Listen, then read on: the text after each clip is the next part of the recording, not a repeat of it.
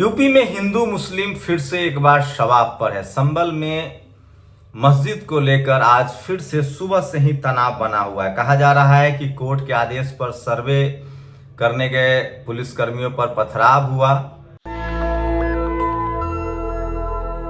जिसके बाद हालात नाजुक हो गए हैं। लक्ष्मण यादव ने कुछ ट्वीट्स किए हैं, तमाम लोग ट्वीट्स कर रहे हैं जो बताऊंगा। परवेज अहमद ने ट्वीट किया है, संभल में सब सुबह 7 बजे ही ईदगाह के सर्वे दौरान पथराव अगजनी, ऐसा एक्शन लेंगे कि पीढ़ियां याद रखेंगी। कृष्ण कुमार बिश्नोई, एसपी संभल, यदि यही कहा है तो पत्थरबाजों की पहचान कराई जा रही है, कठोर से कठोर कार्रवाई की जाएगी। प्रशांत किशोर, डीजीपी उत्तर प्रदेश। चुनाव हार जीत सत्ता का इतिहास जब भी लिखा जाता है, लिखा जाएगा तब सिर्फ दल राजा नहीं, उसके अफसरों की सफलता विफलता भी बारीकी से लिपिबद्ध होती है। ये तो एआई का दौर है जिसमें लिखी बातें अमिट रहेंगी, उन्हें बदला नहीं जा सकेगा। संभल में आज का पथराव प्रशासनिक विफलता है, कतिपय अफसरों को रेडिकलाइज्ड सोच के परिणाम है। ऐसे अफसर सरकार को भारी सियासी नुकसान पहुंचा रहे हैं।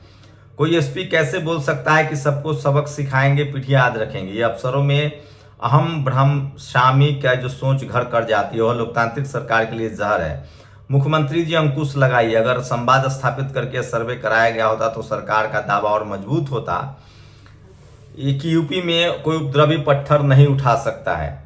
मुसलमान नौजवानों, पत्थर नहीं किताब उठाओ, सियासी दरी फेंको, इतिहास खुद को दोहरा रहा है। याद रखो, मेधा की जरूरत America, Britain, Canada, Vietnam, Israel, Iran, Russia, खाड़ी देश यानी हर किसी को है। मातृभूमि की परचम दुनिया में फहरा सकते हो। ये तमाम जो बातें हैं वो लिखी जा रही है, जो सोशल मीडिया पर वायरल है। तो आज की सबसे बड़ी खबर है किस तरह से संभल में एक बार फिर से हिंदू मुस्लिम होने लगा है। आज महान क्रांतिकारी, समाज सुधारक, किसानों के मसीहा दीनबंधु सर छोटू राम जी की जयंती पर भी लोग नमन कर रहे हैं।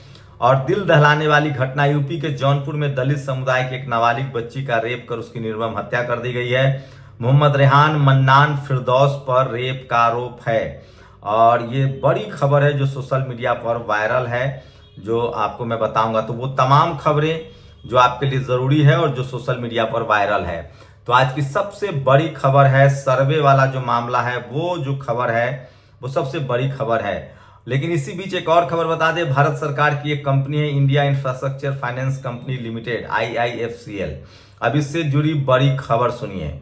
IIFCL ने अडानी ग्रुप के प्रोजेक्ट में दबाकर पैसा लगाया है। ये बात खुद सरकारी कंपनी के मैनेजिंग डायरेक्टर PR जयशंकर ने मानी है। जब अडानी पर अमेरिका में आरोप लगे तब ये खुलासा हो पाया। सोचिए किस तरह से पैसा से राजनीति और राजनीति से पैसा हो रहा है। ये तमाम खबरें जो है सोशल मीडिया पर वायरल है। और जिनको अयोध्या के हिंदुओं ने नकार दिया, वो कह रहे हैं कि कुंदरकी के मुसलमानों ने हमको स्वीकार कर लिया है। सबसे ज्यादा कुंदरकी सीट पर भी बात हो रही है। लेकिन अभी एक बड़ी खबर चल रही है। सोचिए, ये तस्वीरें सोशल मीडिया पर मनोज काका ने शेयर किया है। ये लोग कुंदरकी के नागरिक हैं जो अखिलेश यादव से मिलने जा रहे थे, लेकिन इनको रोक लिया गया है। तो अखिलेश यादव ने भी ये ट्वीट किया है। पंकज झा, तमाम सवर्ण पत्रकार जो हैं वो खबर ट्वीट कर रहे हैं ताकि सांप्रदायिकता की ये खबर और बढ़े। तो संभल में जामा मस्जिद वाले मामले को लेकर विवाद बढ़ता जा रहा है। जामा मस्जिद सर्वे के नाम पर योगी सरकार संभल में दंगा कराना चाह रही है, जबकि उपासना स्थल अधिनियम 1991 में स्पष्ट तौर पर कहा गया है कि 15 अगस्त 1947 तक धार्मिक स्थलों को जो भी चरित्र था वो यथावत रहे। ये भी खबर है, हम तस्वीरें नहीं दिखा रहे हैं, लेकिन सवाल है कि अगर सर्वे हो रहा है तो SC ST OBC के लोग मांग कर रहे हैं कि जब मस्जिदों के ही सर्वे हो रहे हैं तो मंदिरों के भी सर्वे हो, गिरजाघर के भी सर्वे हो, ताकि पता तो चले कि किसका कहाँ कब्जा है। जहाँ सब जगह बुद्ध विहारों को कब्जा गया है, बुद्ध की मूर्तियों को कब्जाया गया है। यूपी संभल के शाही जामा मस्जिद का सर्वे करने पहुंची जिला प्रशासन की टीम एवं स्थानीय लोगों के बीच टकराव हो गया है। भीड़ पर लाठीचार्ज एवं आंसू गैस के गोले छोड़े गए। भीड़ भी पथराव करती रही। दरअसल हिंदू पक्ष का दावा था कि यह मस्जिद हरिहर मंदिर है। इस दावे की सत्यता की जांच के लिए अदालत ने सर्वे के आदेश दिए हैं। तो ये सारे आदेश तो हो रहे हैं, लेकिन तमाम जो SC ST OBC के लोग दावा करते हैं कि बुद्ध विहार हो, उस पर सर्वे नहीं होता। ये भी लोग सवाल SC ST OBC के लोग पूछ रहे हैं। सब पुरुष दुष्ट या भ्रष्ट नहीं होते और हर महिला दयालु ईमानदार नहीं होती। अब इन्हें देख लीजिए, ये अंकिता पांडे हैं, गोरखपुर में सब इंस्पेक्टर हैं। निर्मला यादव से 10,000 रुपए रिश्वत लेते पकड़ी गई हैं। सुधांशु त्रिवेदी पर प्रियंका भारती ने बड़ा पलटवार किया और कहा कि बीपी सिंह को आप फेंक नहीं पाएंगे, वो सोशल जस्टिस के मसीहा हैं। तो प्रियंका भारती लगातार मनुवाद जातिवाद के खिलाफ लड़ रही हैं, ये सबसे बड़ी खबर है। लेकिन आज संभल में जिस तरह से पूरा मामला सामने आया है, उसके बाद चारों तरफ जो है लोग कह रहे हैं कि हिंदू मुस्लिम की नई बानगी है। तो सोचिए, अभी बीजेपी की सरकार है और तमाम मस्जिदों के सर्वे करवाए जा रहे हैं, कभी ज्ञान वापी, कभी संभल, जहां जहां बड़े बड़े मस्जिद हैं सर्वे करवाए जा रहे हैं। उनका क्लेम करते हैं कि ये मंदिर थे। उसी तरह से SC ST OBC के लोग भी क्लेम करते हैं कि जो तमाम बड़े मंदिर हैं वो पहले बुद्ध विहार थे। तो ये तनाव लगातार बढ़ता जा रहा है, ये पूरी तरह से राजनीतिक मसला है। मैं इस देश के तमाम SC ST OBC अल्पसंख्यक समाज से कहता हूं कि उनको मंदिर दे दीजिए, मस्जिद भी दे दीजिए, अपने बच्चों के हाथों में किताब कलम कॉपी पकड़ाइए।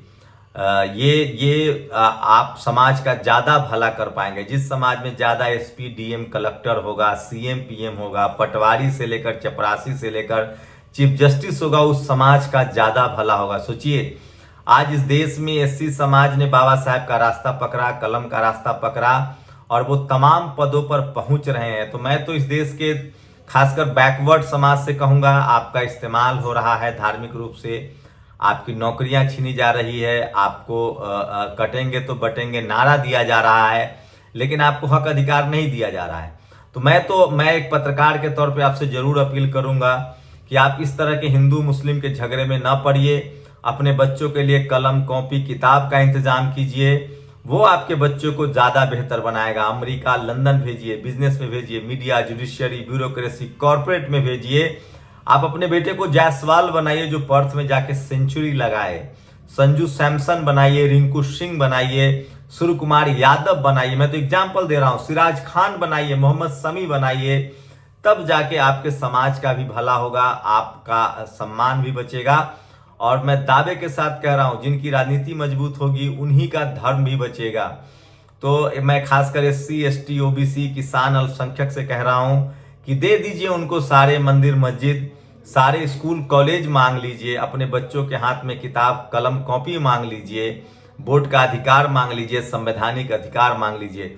मुस्लिम समाज को भी ये बात समझना पड़ेगा कि आपके हाथ में सत्ता नहीं है और जो ऐतिहासिक गलतियां हैं उसको वो बहाना बनाया जा रहा है।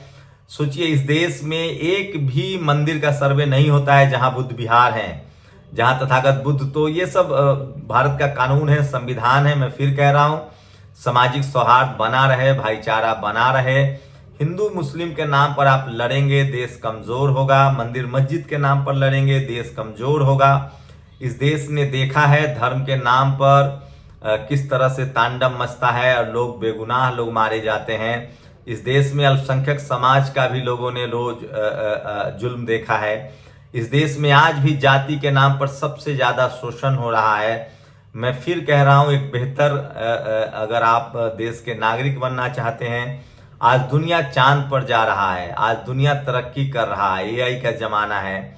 आप अपने अगर सचमुच राष्ट्रवादी हैं तो अपने देश को अगर ज्ञान विज्ञान के रास्ते पर ले जाइए। चीन आपसे आगे जा रहा है, अमेरिका आगे जा रहा है, हमारे स्कूल अस्पताल हॉस्पिटल बर्बाद हो रहे हैं, इलाज नहीं मिल रहा है। मैं खासकर इस देश के 90% लोगों से आग्रह करता हूं जो दलित पिछड़े आदिवासी किसान अल्पसंख्यक SC ST OBC हैं, आप धर्म के इस झगड़े में मत पड़िए। आपके पास न जमीन है, आपके पास न बिजनेस है, ना आपके पास रोजी रोटी है, ना आपके पास अमीरी है, आपके पास कुछ नहीं है, आप सिर्फ मजदूर बनाए जा रहे हैं। ये 10% लोगों का शगुफा है जो आपका इस्तेमाल कर रहे हैं धर्म के नाम पर, और वो अपने बच्चों को विदेश पढ़ाते हैं, उनके बच्चे विदेश में रहते हैं। आपके पास इतना पैसा नहीं कि अपने बच्चों को विदेश पढ़ाएंगे। और जो भी हिंदू मुस्लिम के नाम पर जो भी हो, जो भी आपको धर्म में धकेल रहा है, धर्म के दंगे में धकेल रहा है, उनसे पूछिए कि आप अपने बच्चों को लाइए। ये पूरी तरह से एक राजनीतिक एजेंडा है और इसमें कम से कम SC ST OBC किसान अल्पसंख्यकों को नहीं फंसना चाहिए। मंदिर मस्जिद की लड़ाई के बदले अपने परिवार अपने बच्चों को देखिए। लड़ना ही है तो देश के लिए लड़िए, सेना में शामिल होइए, वहां लड़िए। अगर लड़ना ही है तो देश की गरीबी से लड़िए, अशिक्षा से लड़िए, बेरोजगारी से लड़िए। कलम कॉपी जब तक नहीं अपनाएंगे, विज्ञान जब तक नहीं अपनाएंगे, तब तक ये मुल्क मजबूत नहीं होगा। ये लोग वही हैं जो जातिवादी मनुवादी लोग हैं, जो कभी मुगलों के दरबार में चाकरी करते थे, कभी अंग्रेजों की चापलूसी करते थे, लोकतंत्र में भी उन्होंने कब्जा कर रखा है। और 90% लोग आज 10 रोटी में गुजारा कर रहे हैं और 10% लोग 90 रोटी खा रहे हैं, जो जातिवादी मनुवादी हैं। इसलिए इस तरह के सांप्रदायिक माहौल से दूर रहिए और अपनी राय जरूर दीजिए। वीडियो को शेयर कीजिए, संविधान को मानिए, संवैधानिक तरीके से अपनी लड़ाई लड़िए, किसी भी तरह के सांप्रदायिक और जातिवादी हिंसा में शामिल न हो। शुक्रिया। नेशनल दस्तक की आपसे गुजारिश है कि अगर इसको बचाना चाहते हैं तो नेशनल दस्तक को सब्सक्राइब करने के लिए रेड कलर के सब्सक्राइब बटन को दबाएं, फिर बेल आइकन की घंटी दबाएं। नेशनल दस्तक को बचाने के लिए बहुत जरूरी है कि हर खबर को शेयर करें, लाइक करें, कमेंट जरूर करें।